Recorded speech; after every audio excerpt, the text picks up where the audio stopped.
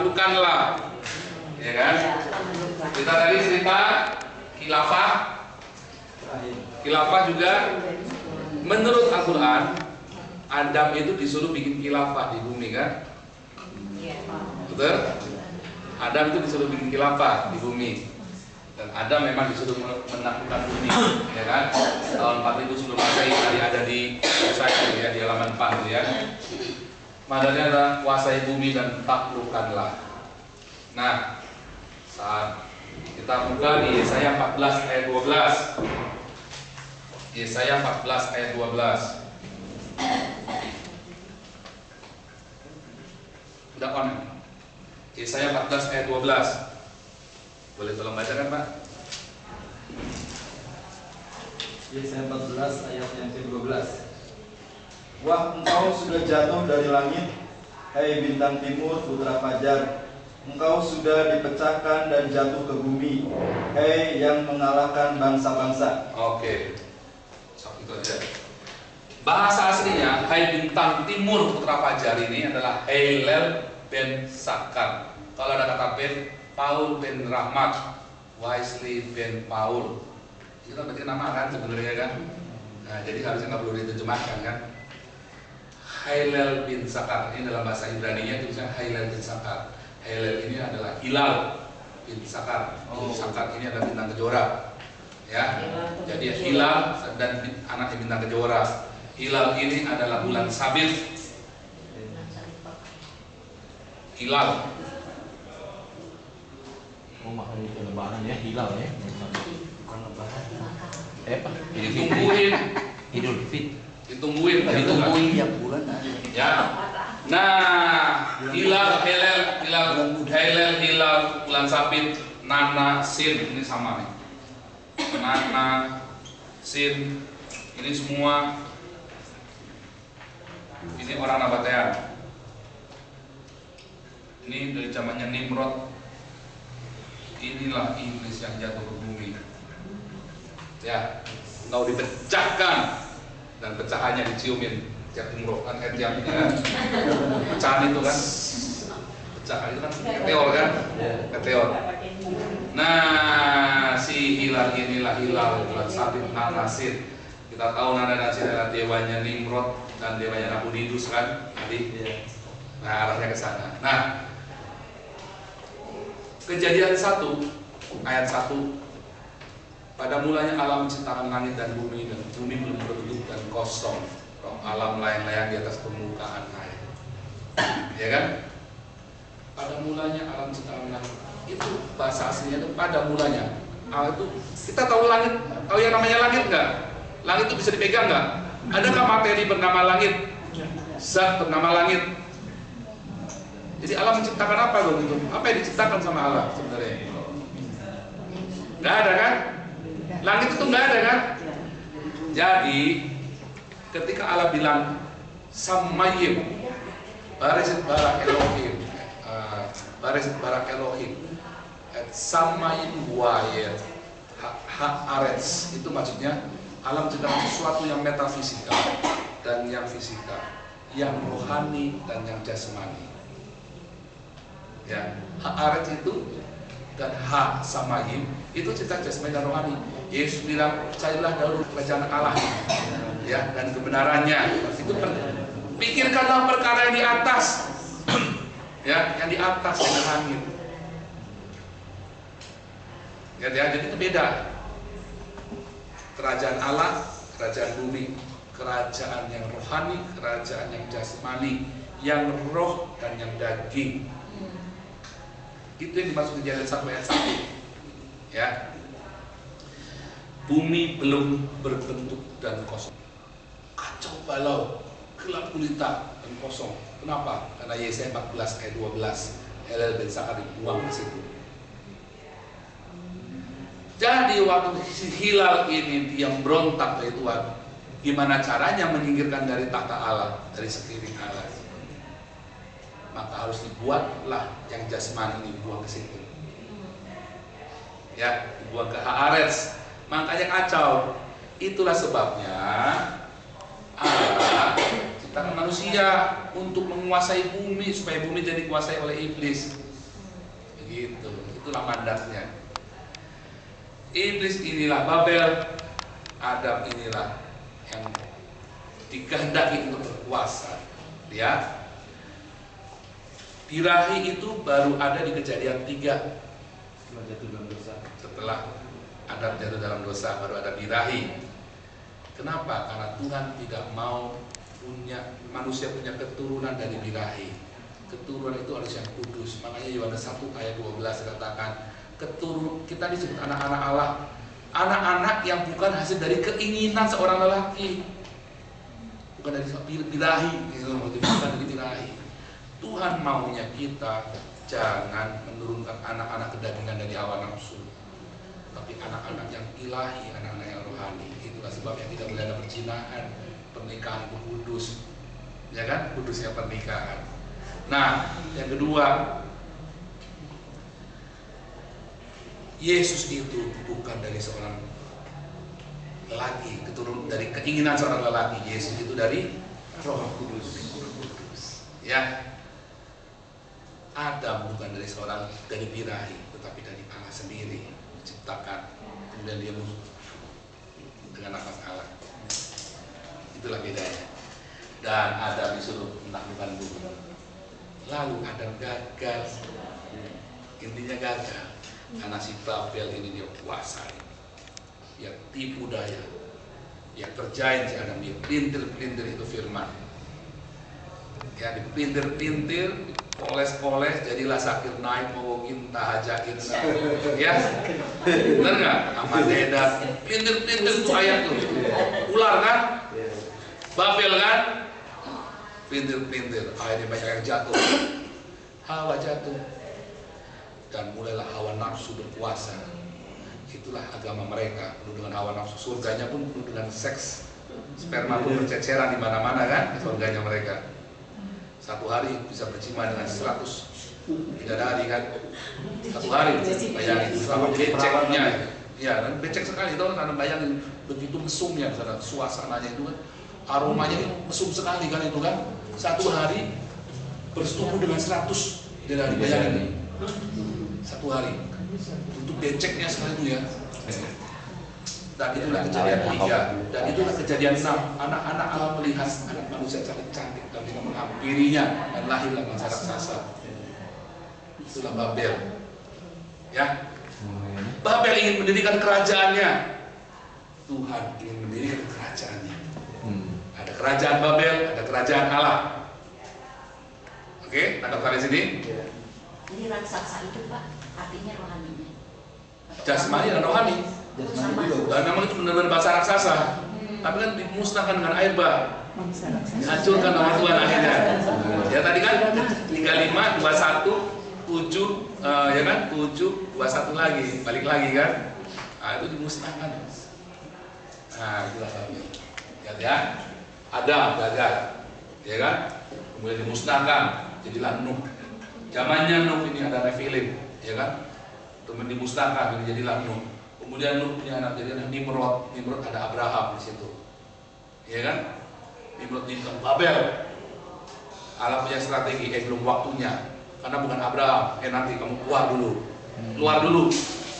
kamu akan kujadikan bangsa yang besar. Nah itu Babel itu berkuasa. Kamu keluar dari Babel. Wahyu 18. Yuk baca yuk Wahyu 18 ayat 2. Yuk, tolong bacakan Pak Yusuf. Wahyu 18 ayat yang kedua. Dan ia berseru dengan suara yang kuat, katanya, sudah rubuh Babel, kota besar itu. Dan ia telah menjadi tempat kediaman roh-roh jahat, dan tempat bersembunyi semua roh najis, dan tempat bersembunyi segala burung yang najis dan yang dibenci. Ayat 3. Karena semua bangsa telah minum dari anggur hawa nafsu cabulnya, dan raja-raja di bumi telah berbuat cabul dengan dia, dan pedagang-pedagang di bumi telah menjadi kaya oleh kelimpahan hawa nafsunya. Cabul, hawa nafsu, serakahan, kenajisan, itu ada di Babel semua. Anggap ya? Ya, itu menjadi pertanyaan saya. Kenapa? Saya baca di Liputan 6 itu ya. Ini ya, orang kentut aja dieksekusi kan, dihukum mati. di masjid itu, gara-gara di masjid dia kentut berapa kali kata itu si Ali dihukum mati tuh. Sama ISIS. Yang di Butanam itu ada di Butanam. Di ISIS. Bukan di ISIS, bukan. Itu saya lupa di Afghanistan atau di Arab Saudi, saya lupa itu. Bukan itu karena memang itu pelanggaran berat itu kentut di masjid. Kentut aja di masjid dihukum mati. Ini di sorga, tempat yang kudus, mereka melakukan hawa nafsu, melampiaskan, dan ada sungai, ini kan sungai Arak gitu kan. Bayangin ya, bayangin. Munafik. Berarti masjid itu lebih kudus daripada surga. Dan destiny kita, cita-cita kita, tujuan hidup kita akan mempengaruhi hidup kita hari ini. Hidup kita hari ini, karakter kita, watak kita, kelakuan kita dipengaruhi oleh tujuan hidup kita kelak. Nah, ya. Lalu ayat 4, mari bacakan Pak Yusa. Ayat 4. Wahyu 18 ayat 4. Ayat yang keempat. Ya. Lalu aku mendengar suara lain dari sorga berkata, pergilah kamu, hai umatku, pergilah daripadanya, supaya kamu jangan mengambil bagian dalam dosa-dosanya, dan supaya kamu jangan turut ditimpa malapetaka-malapetaka. Makanya Abraham disuruh keluar dari Babel. Abraham keluar, ya kan? Gua akan menjadikan bangsa yang besar, ya kan? Tapi belum selesai kan? Belum jadi bangsa yang besar kan? Abraham hanya satu, dari satu pokok itu keluar pancarlah bangsa-bangsa yang besar. Nah, kemudian suatu ketika datanglah Musa, Yosua, kemudian hakim-hakim, terakhir Samuel. Tiba-tiba di zaman Samuel, orang Israel dia berontak, dia demo, mereka demo. Kami minta raja, kami minta raja. Ingat ya? Ketika Tuhan ingin mendirikan kerajaannya dan manusia gagal, kemudian manusia berkata kepada Tuhan, kami minta raja. Ya, kita kan suka bikin kerajaan sendiri kan? Tuhan bikin kerajaannya, tapi kita bikin kerajaan sendiri. Bisnis kita, ya, hidup kita, pelayanan kita, itu kan kerajaannya kita. Dan Tuhan marah karena itu. Karena Tuhan tidak mau kita bikin kerajaan. Sekarang, oh, ini kan bisnisnya kan orang sekuler, itu kan hak saya. Oh, ketika kita bikin kerajaan kita, maka tidak ada kerajaan Allah di situ. Makanya Tuhan dia bilang sama Samuel. Samuel kan marah-marah, Tuhan, kan kurang ajar. Dan Tuhan bilang, bukan kamu yang ditolak, tapi aku yang ditolak. Akhirnya jadilah Saul kan. Ingat, saya akan kasih raja, tapi raja itu akan begini. Itu pun masih baik loh, masih dikasih, masih diberkati loh. Karena kita maksa. Tuhan gak pernah maksa kita loh, kita yang maksa loh. Saya berapa kali konseling pernikahan, saya maunya gini. Ibu percaya Tuhan nggak? Ya, saya percaya Tuhan. Oh percaya, kalau ibu percaya Tuhan, percayakan hidup pada Tuhan. Biar Tuhan yang pilihkan. Nggak mau.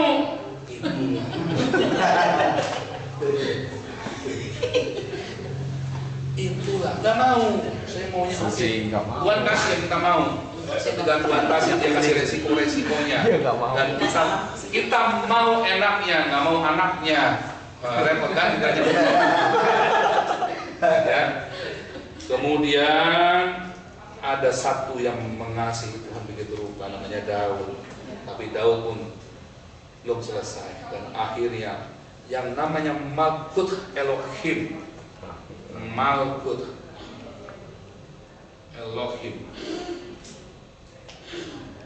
ada di zaman Salomo berdiri dengan ditandai dengan dirinya bait Allah. Ya, puncak kejayaan Israel itu zaman Salomo, penggenapan janji Abraham zaman Salomo dengan berdirinya bait Allah. Puncak. Ya, dirikan kerajaan Allah. Di tengah jalan mereka kehilangan visi, mereka bikin kerajaan sendiri, tetapi Tuhan tetap baik, dia tetap bimbing, dia tetap sertai umatnya, dan jadilah Salomo puncak kejayaan bait Allah. Tapi di puncak kejayaan itu Salomo gugur. Dia bawa Israel murtad dari Tuhan. Ya. Kemudian kerajaan pecah. Dan akhirnya singkat cerita Israel musnah. Yehuda dibuang ke Babel. Lihat, Abraham keluar dari Babel. Yehuda masuk ke Babel. Abraham keluar dari Babel untuk menjadikan bangsa yang besar, tapi bangsa itu kembali ke Babel. Ironik ya? Di Babel, Sadrak, Mesak, Abednego, Daniel dipaksa untuk menyembah dewa-dewa selain Yahweh Elohim. Dan di Babel itu Nebukadnezar yang berseru kepada seluruh dunia, tidak ada yang boleh menghina Allahnya Sadrak, Mesak, Abednego dan Daniel. Justru di dalam Babel itu nama Allah ditegakkan, Yahweh dan Malkut Elohim jaya oleh orang kafir. Tapi ketika ada orang yang mau standing in the gap, pendoa-pendoa syafaat, betul? Ahok, saya tidak kasih syahadat, nggak bisa. Ahok syahadat jadi wapres langsung gitu, selesai. Ahok standing in the gap, dia tetap jujur, tetap lurus. Ada orang-orang yang tetap seperti Daniel, Sadrak, Abednego, Mesak, Abednego. Sekalipun Tuhan nggak tolong saya, sekalipun Tuhan nggak tolong Ahok, ya, saya tetap akan teguh berdiri. Ya kan? Daniel, Sadrak, Mesak, Abednego, dan Tuhan cari. Kata Tuhan, cukup satu aja kalau ada. Cukup satu Tuhan bilang. Dan hari ini Indonesia punya. Amin. Ya, hasil karena ada orang-orang yang berdoa buat dia. Ya, itu ya. Dan saat itu, maka ketika aniaya itu datang, benar-benar datang kan, masuk ke dapur api kan. Bahkan Daniel dimasukkan ke lubang singa kan, Darius. Tapi justru Raja Nebukadnezar, Darius, dia memaklumkan nama Yahweh ke seluruh dunia. Ya kan? Luar biasa kan? Ketika manusia gagal, Tuhan yang kasih. Ketika di puncak kejayaan ini Salomo gagal, Tuhan tegakkan sekalian di Babel itu. Ya, di Indonesia kan, roh Babel terbesar di dunia kan. Sekarang ini Indonesia roh Babel terbesar loh. Nah, lihat ya. Akhirnya zaman Babel, zaman Darius, ya kan. Kemudian datanglah Raja Kores, Cyrus itu ya, Raja Persia, Media Persia itu, dan terjadi Silver ya. Setelah Darius, datanglah Kores. Kores bilang, ayo pulang sana. Orang Israel suruh, orang Yehuda suruh pulang. Terus mereka dirikan bait Allah. Esra, Nehemia kan bikin bait Allah. Ya. Maka dirikanlah bait Allah. Seperti nubuatan Daniel 70 masa kan, mereka dibuang kan, benar kan? Yeremia semua mereka Daniel sudah menghitung nubuatannya Yeremia 70 tahun itu kan, buang. Kemudian Yehuda balik, suku-suku Yahudi ini balik ke Yerusalem, dia bikin bait Allah kedua, bait kedua.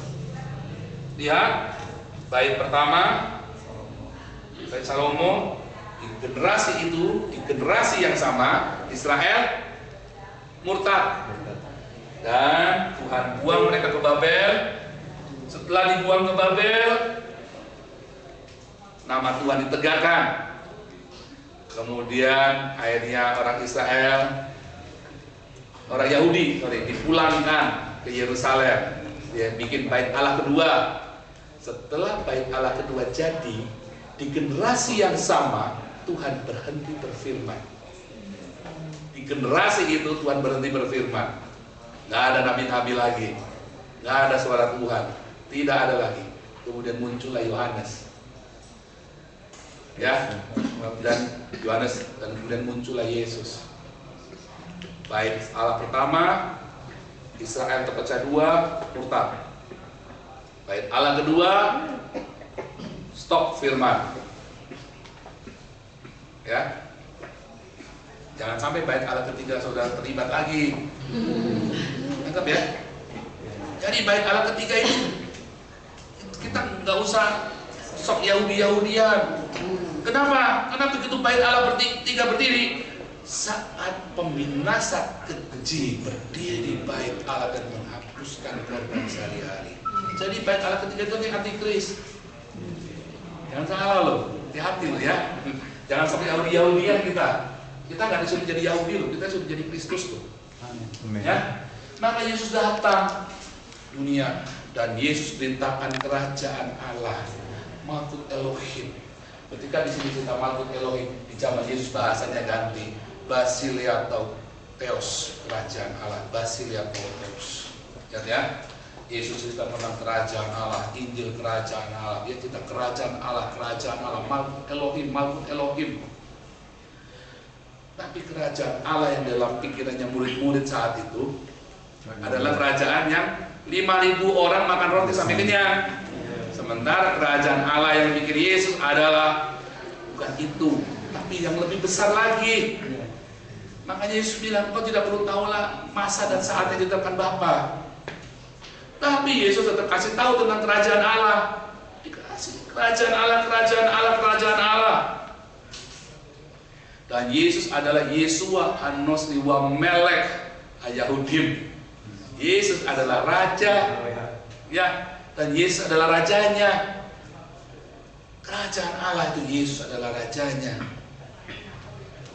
Ya, dalam kerajaan Allah katakan ketika ada kesembuhan, ketika firman itu datang, ketika ada pemulihan terjadi, sesungguhnya kerajaan Allah itu datang. Amin. Makanya Yesus berdoa, ngajari kita doa, Matius 6, Bapa kami di sorga, dituliskan namamu, datanglah kerajaanmu di bumi seperti surga.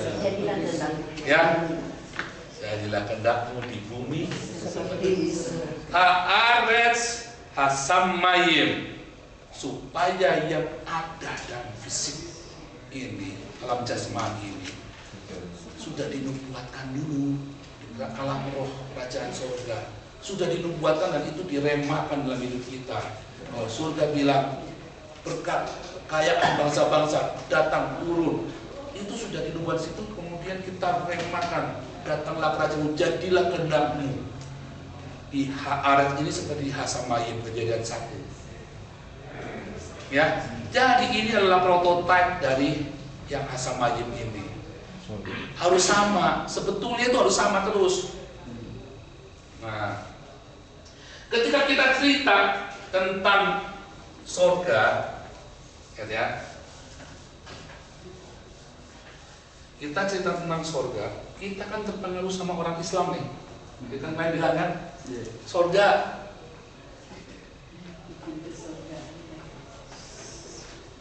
Malah orang Islam nuduh kita, oh surganya orang itu kan cuma segede kotakan aja itu tuh 144 kali berapa itu ukurannya itu ya, ukurannya berapa itu di Wahyu itu kan cuma sekotakan. Itu salah, itu bait Allah.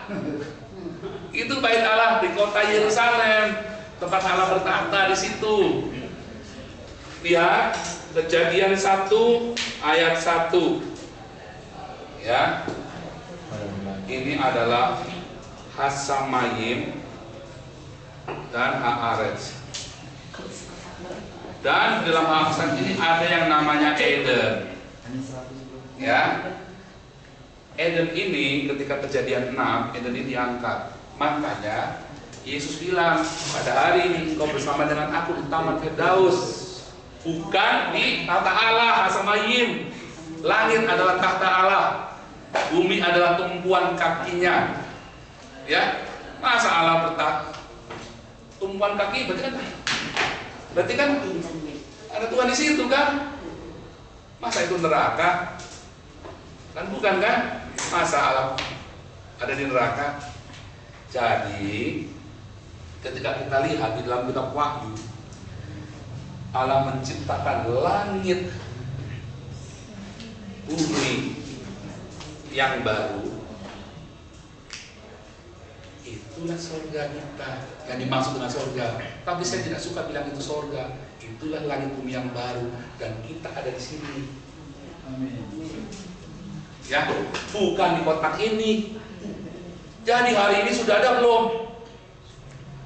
Belum ada, karena belum ada langit dan bumi yang baru. Lalu orang mati semua kemana? Khusus ada di sini. Orang mati yang percaya Yesus ada di sini. Orang mati yang tidak percaya Yesus, dia ada di Hades atau Sheol. Ya, Sheol. Sheol itu ya. Sheol itu Inggris atau Sheol. Sheol gitu ya. SHE ya. SHE ya. Ada di situ ya. Jadi kalau ditanya surga ada nggak? Kalau ada teman-teman dapat penglihatan tentang surga, bener apa enggak? Ada orang melihat Muhammad di neraka, bener nggak? Kita cerita Alkitab aja loh ya. Kita jangan ngarang-ngarang loh yang di Alkitab. Jangan melampaui apa yang tertulis. Cuma Tuhan bilang. Ya, yang tidak ada di Alkitab jangan. Jadi kalau ada orang belum buat ini gitu itu tidak ada di Alkitab, selesai sudah bohong ya. Udah simple.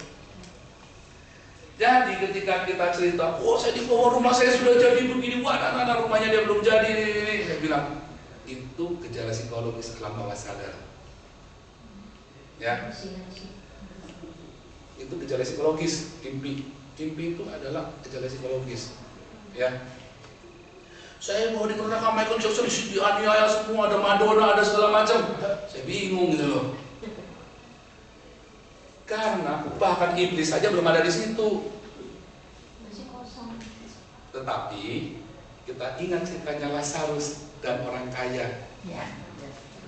Orang kaya itu ada di bawah. Dia lihat atas ada Lazarus bersama dengan Abraham. Tapi kita tahu bahwa itu adalah Eden dan itu artinya adalah ini. Belum selesai itu masa penampilan, belum aniaya, belum masa penghukuman yang sebenarnya. Karena iblis di dalam Wahyu 20 itu, Wahyu 18, 19, 20, iblis belum dihukum. Ya, lihat Kejadian 1 ayat 1 dan 2. Pada mulanya alam ciptaan bumi, dan ayat 3 dan dalam kata Yehi or jadi satu tiga jadilah terang, dan alam misalkan terang dari gelap. Kejadian 1 masih ada gelap loh. Kenapa ada gelap? Karena ada hilal. Karena dia masih ada gelap. Kenapa Allah masih menciptakan matahari? Karena Allah tahu hilal ini jahat, manusia ditipu sama hilal, dan manusia tidak akan bertahan di dalam terangnya Tuhan. Makanya di langit dan bumi yang baru, Wahyu 19, Wahyu 19, 20, tidak ada matahari, karena Allah sendiri yang jadi matahari. Ya, tahu ya bedanya ya. Dan inilah surga kita, langit bumi yang baru, diciptakan ulang, digulung, diciptakan ulang, recreation. Dan inilah kita dalam tubuh kebangkitan di sini. Jadi tadi balik lagi kayak zaman tamat itu dulu. Cuma tidak ada kawin mengawinkan karena sudah banyak kan orangnya kan. Sudah ada kerajaan Allah itu. Kerajaan Allah yang diinginkan. Kerajaan yang bukan dari daging, tapi kerajaan yang bukan dari hawa nafsu, bukan dari jasmani, tapi kerajaan yang ilahi. Itu yang Tuhan inginkan dalam hidup kita. Sementara si hilal yang pengen bikin khilafah, dia ingin bikin khilafah, ya. Oke, sampai sini jelas ya. Saya mau hapus nih. Nah, cerita lagi. Lihat ya. Ketika Tuhan ingin membuat Malkut Elohim, ya, maka hilal ingin bikin kerajaan Babel, khilafah. Ya, kan kita ceritanya khilafah Babel, ya kan? Ini tujuan akhirnya hilal, Malkut Elohim, tujuan akhirnya Yahweh, Yesus Kristus. Yohanes 17 ayat 11, nama diberikan kepada Yesus kan, namamu yang telah kau berikan kepadaku, Yesus Kristus kan. Jadi kita sebut Yahweh boleh, kita sebut Yesus Kristus juga nyaman-nyaman saja kalau nama itu sudah diberikan kepada Yesus. Nah, itulah yang terjadi di sini. Kemudian akhirnya para rasul ketika Roh Kudus datang melanda, rasul-rasul mulai ngerti dia. Dia lihat orang Roma, Cornelius bertobat, dia lihat orang-orang non-Yahudi bertobat, ya. Di sini dia lihat. Akhirnya singkat cerita, di abad ini orang gereja Kristen itu menguasai seluruh dunia, bahkan Kaisar Roma pun jadi Kristen. Yang tadinya mereka dianiaya, ya, karena perbedaan kultur, ya, perbedaan okultnya yang disembah, budaya yang disembah, sehingga bahkan cara mereka makan pun agrikultur, benar nggak? Dari budaya, dari cara mereka menyembah, dari cara mereka bercocok tanam, mereka berbeda. Karena yang mereka sembah adalah Yesus. Jadi mereka sembah cara makannya, cara budayanya, kehidupannya, tradisinya, pola seksualnya, mereka beda. Nah, inilah Malkut Elohim. Kultur, okul, dan agrikultur berdasarkan. Coba, kulturnya Malkut Elohim itu bagaimana? Kultur itu apa? Budaya, cara hidup. Cara hidupnya gimana? Kisah Rasul 2 dan Kisah Rasul 4. Maka tidak ada seorang pun yang kekurangan di antara mereka, karena mereka selalu memberikan apa yang mereka punya dijual dan diberikan kepada para rasul untuk dibagikan. Makanya ketika saya lupa namanya, ibu siapa namanya kemarin? Ibu Yunain. Ibu Yunain kan bilang kan perpuluhan sampai 100%. Saya bilang 100%. Bukan perpuluhan, 100%. Makanya Ananias dan Safira dia tipu kan, dikasih kan, taruh kan. Kamu jangan bohongin Roh Kudus, mati langsung. Nah, bukan 10% ya, 100%. Yesus nggak pernah ngajarin 10%. Yesus selalu ngajar 100%. Ngeri ya. Maka pendeta-pendeta juga harus kasih 100%, tidak boleh 10%. Kalau jemaat kasih 10% ke pendeta, dikali 10 orang, maka 100%. Pendeta potong 10% untuk sinode, maka sisa 90%. Itulah sebabnya jangan protes kalau pendetamu kaya raya dan kamu tetap naik sepeda kumbang. Jangan marah. Tapi saya penganut 100%. Berikan 100%, dan saya pun berlaku berikan 100%. Seharusnya keuangan gereja itu diaudit oleh akuntan publik. Kalau sudah begini, ya. Kita nggak kasih tak perpuluhan, tapi kita cita kultur. Oh, itu Malkut Elohim ya. Kita cita kultur kerajaan Allah. Tadi masih Babel tadi ya. Kita lihat kultur, cara hidup kita, hidup kudus. Roma 12 ayat 1, Yakobus 1 ayat 27. Yesus bilang, bukan orang yang berteriak aku Tuhan Tuhan loh, nanti banyak yang masuk neraka. Saya tolak, saya tidak kenal kamu. Waktu aku di penjara kamu nggak pernah tengok aku. Waktu aku lapar kamu nggak kasih makan. Waktu aku haus kamu nggak kasih minum. Aku telanjang tidak kasih pakaian. Tuhan, kapan kami melihat kamu melakukan itu semua? Saat kamu melakukan kepada saudaraku yang paling hina ini, oleh karena aku, kamu tuh melakukan untuk aku. Itulah kultur Malkut Elohim.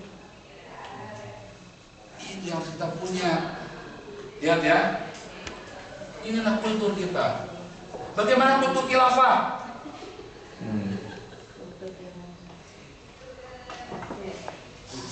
Zakat saja, zakat 2,5%. Bini 4. Kita 100. Beranak sebanyak-banyaknya.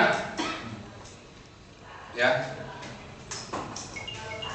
Nggak boleh beda. Jangan banyak tanya. Al-Maidah 101. Al-Maidah lagi ya. Al-Maidah 101. Nggak boleh banyak tanya. Oh, gitu. Masih simpan Al-Quran. Al-Maidah 101. 101 di bawah. Al-Maidah 101, kalau yang punya Al-Quran di handphonenya boleh buka tuh.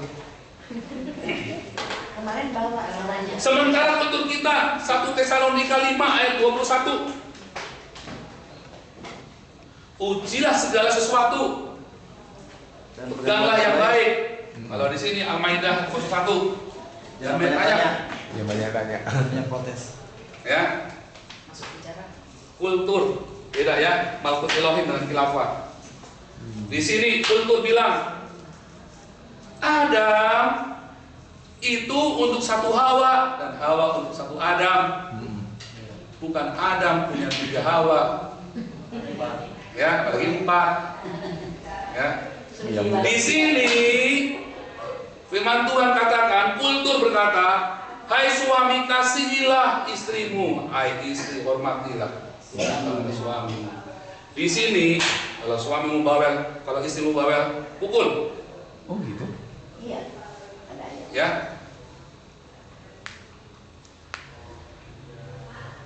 Kultur. Tidak. Di sini kasihi musuhmu, ampuni, berkati. Kultur di sini bunuh yang tidak sama. Yang tidak sama. Yang tidak sama. Harus sama. Harus sama. Harus sama. Harus sama semua. Bunuh kafir. Di sini kasih orang kafir. Di sini bunuh orang kafir. Ya. Di sini okultnya yang disembah adalah Yesus. Ya. Di sini yang disembah adalah dewa. Batu. Entah namanya siapa. Batu.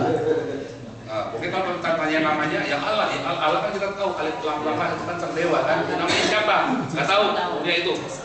Sebab mereka memuja dan mengagumi dirinya sendiri.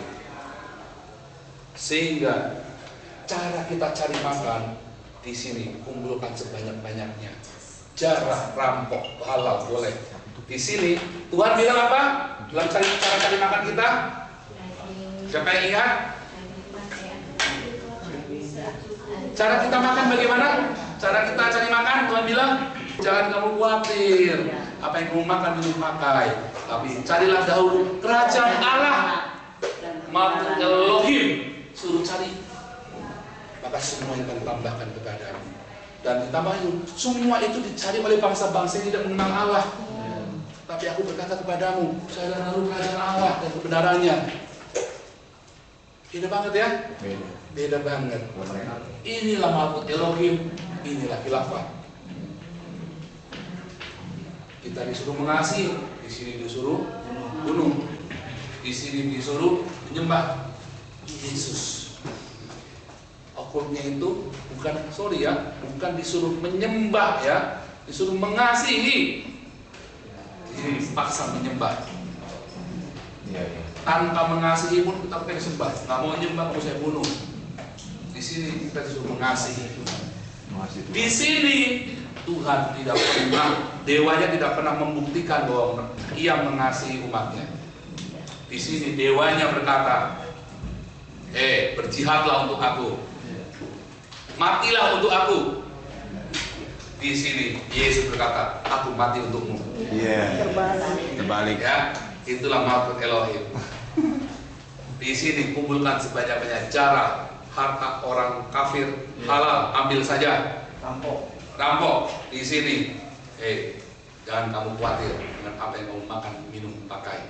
Kesusahan hari cukup untuk sehari. Tapi carilah dahulu Malkut Elohim dan kebenaran, dan kebenarannya kayu sini. Ya. Carilah dulu Basileia Tauteo dan di kayu sungai kebenaran. Apakah kebenarannya? Kasihilah, jalan salib. Bukan Kristen ya, bukan agama ya, beda ya.